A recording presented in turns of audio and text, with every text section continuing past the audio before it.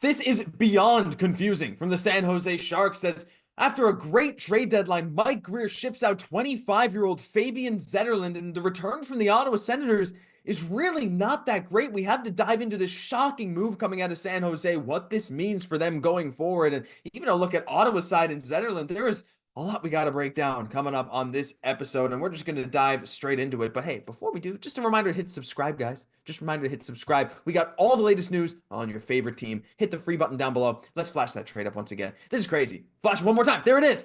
To Ottawa, Zetterlund, Robins, and a fourth. To San Jose, Zack Ostapchu, Noah Gregor. Hey, welcome back. And Ottawa's 2025 second round pick. I saw that it was going to be originally Zetterlund for a Ostapchuk mark, and I was just shocked. I was like, well, that can't be it, right? Look, Robins, whatever. He was a healthy scratch in the last Barracuda game on Wednesday. Coach's decision. Fourth round pick, fine. Noah Gregor, cool. He's very much a bottom six forward. The San Jose Sharks need bodies. But where I'm just mind blown here, trading Fabian Zetterlund, this guy to me was part of the rebuild in San Jose. This was a guy that I had stapled in for multiple years. I know he's an RFA. I know he needs some money coming up now, but he has been so good. $1.45 million cap hit, 5'11, 220. He's a big guy.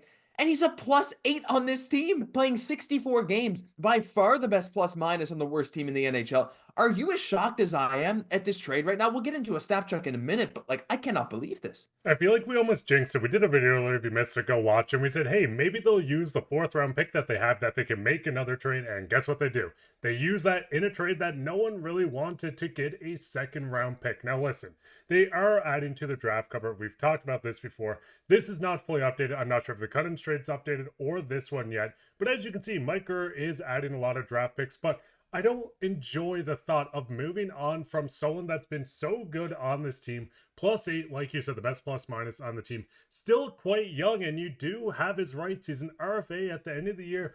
I don't know, Josh, listen, I understand getting younger. You want to tank with this team. You want to have the best chances to land the #1 overall pick, but I feel like you still could have done this with Zetterlund on the team. And honestly, listen, I still think Mike Grier did a solid job, but this kind of bumps down my grading on how he went in and finished this trade deadline.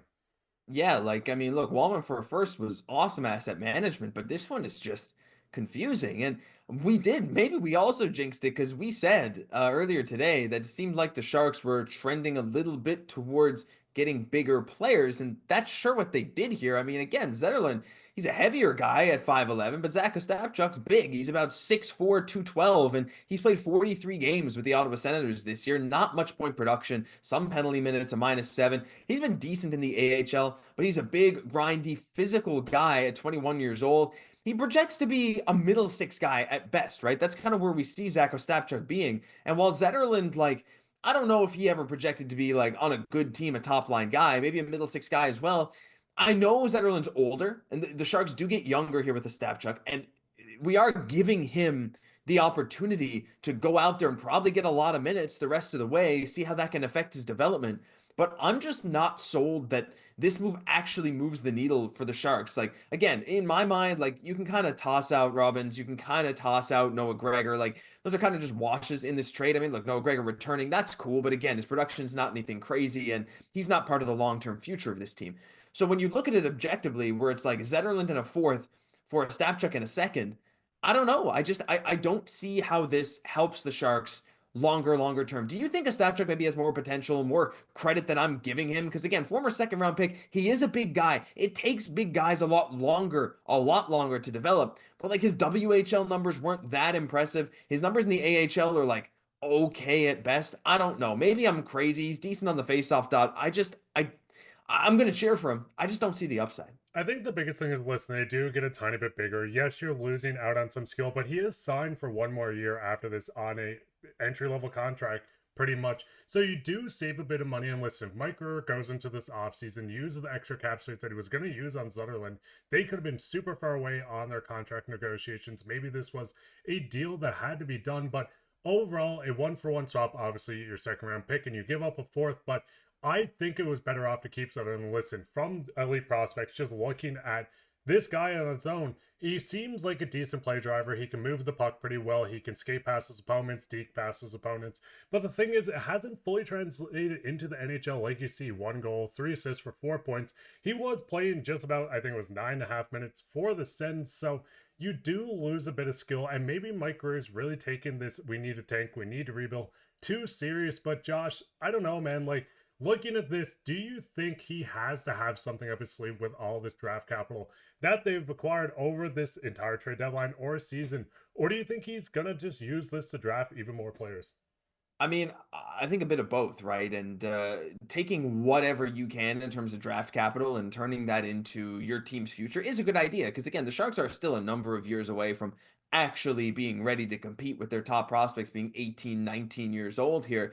So it's like, you have a number of years to get things back on track. Like again, not even like Eklund. He's probably still 5, 6 years away from his prime. We're talking a team that's not ready to compete for another at least 3, 4 to be in that playoff picture, I would imagine, maybe sooner. So, getting all these draft picks could be something big for Mike Grier. But I also have a sneaking suspicion like, what if Zetterlund just said, I'm not re-signing, or like at least he's an RFA, you have control. What if he's like, look, I just want to be taken to UFA? That's an option. I don't want to speculate too much on that, but sometimes when these deals go down, there's more to it behind the scenes than we know at the front. At the very least, Mark, what I will say is looking on the positive side for San Jose, even though you're losing a guy that a lot of fans loved in Zetterlund that saw as a part of the future of this team, the Sharks do have a bunch of great draft capital. They still have a lot of young players, a lot of space in the lineup to see whoever they have now develop. And it wouldn't shock me again this offseason to try and see a big signing. Like, hey, California, right? Like,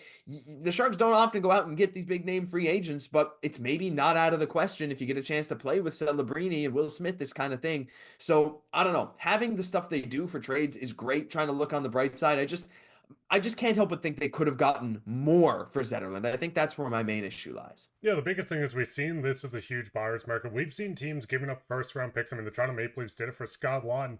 But the biggest problem with this is you need to fill this lineup out. Obviously, they had to bring back guys. Noah Gregor probably replaces Cunnin somewhere in this lineup. He knows the team pretty much, well, as many faces as he can remember at this point. Mm-hmm. But with this, it does get confusing. Like you said, maybe Zetterlund looked at them and said, hey, I want $7 million. Mike Grier didn't feel comfortable, so they felt like they had to move on from him. Yes, you have control, but the last thing you want is a contract that extends past the beginning of the season. Then you get stuck with a player that's not ready. I don't know. I'm trying to make as much sense, and I'm sure everyone watching this is. But I mean, looking at this, Josh, how much do you think Mike Grier values these draft picks compared to maybe using them just going out to pick up that big name instead of maybe even signing someone? Hard to say. I mean, I think the Sharks are probably a little ways away from making these big trades, but I think it does depend as well on how fast. I mean, look, Celebrini already looks like a star, but how fast guys like Will Smith develop, and when you get Sam Dickinson coming up, how fast he develops, and so many of these other guys like Chernyshov, who's looking unbelievable in the OHL. There's a lot of big question marks that are going to be answered within the next 2, 3 seasons for San Jose. And having this extra draft capital, look, it's never a bad thing to go out there and have that kind of stuff to either pick a bunch of players, trade the players later, or trade the picks for players that you think can be a big part of your future. We'll just have to wait and see, but we want to hear what you guys have to say down below. This one really confused me, beyond confusing. Let us know your thoughts on Zetterlund for Ostapchu Plus down below, because that'll do it for this episode. If you enjoyed, leave a like, comment, and subscribe to the channel. Quick reminder, it's completely free, and we got you covered all season long. I'm Josh Gosse, my co-host, Mark Pye. We'll catch you in the next one.